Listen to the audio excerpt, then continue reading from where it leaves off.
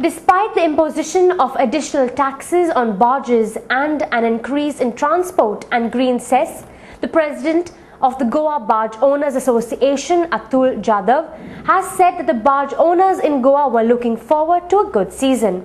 Speaking to media persons, Mr. Jadhav informed about the increased charges levied by various bodies, thus putting an additional financial burden on the barge owners. Panjim Port has doubled their charges for the ships loaded in the Panjim Port. The thing is, they have not given any facilities, and whatever they were earning, they were charging about 10 crores. Almost the cost is to come to 10 to 12 rupees per ton. It's going to be double. So they are expecting to collect 20 crores instead of 10 crores. They expect to collect 20 crores, but they are not realizing that if that is done, then people will simply move to the Mamagua port. Mr. Jadhav said the barge owners were looking forward to a good season, but if prices of iron ore crashed in China, then they were in for trouble. Everybody is planning for increase in quantity of iron ore exports. We are expecting it to be good. Of course, everything depends on a lot of other factors like government has increased royalty.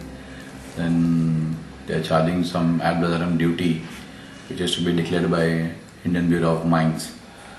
Government also is not yet clear on how to handle the situation. So if this happens, then the price realization for the exporters will go down. If the market price crashes in China like last year, then we could be in trouble.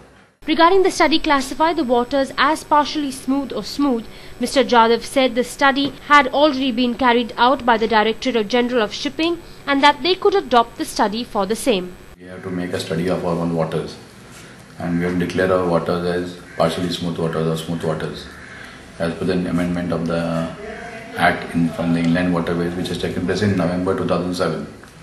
That study we have to carry out. But fortunately for us, British Shipping has already done the study for Goa. So we could adopt the report from British Shipping, which Captain of Ports has already asked the government, British Shipping.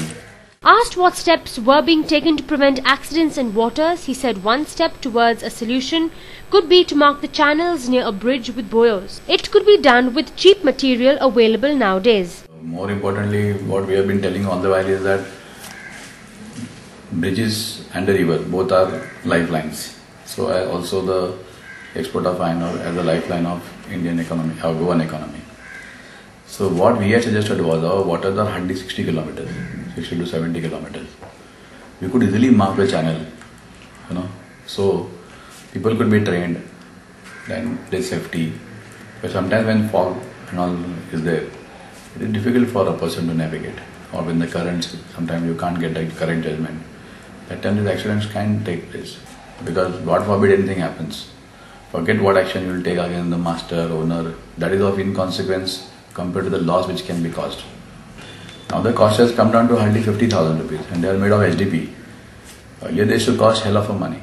Mr. Jadhav also suggested fixing of fenders to the bridge pillars as part of preventing damage to the bridges in case any vessel came in contact with a pillar. Now the bridges also have to be, you have to put fenders for them. So which is also not going to be costly. Like for example Kumbharda Canal during the monsoons. As the association we have put the rubber tire fenders.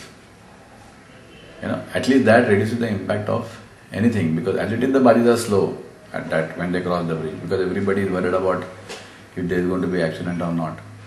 But if there are tire fenders fixed for the bridges, then tomorrow even if little bit brushing is there, it doesn't matter because that is the fenders are meant for that. He said a suggestion has gone to the Goa government for the formation of nodal body, Goa Maritime Board, to have overall control over the river activities. What people ask Goa government first, that let us have Goa Maritime Board.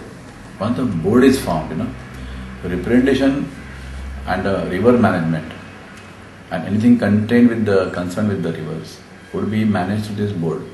A representation could be given to various people who are stakeholders in the rivers.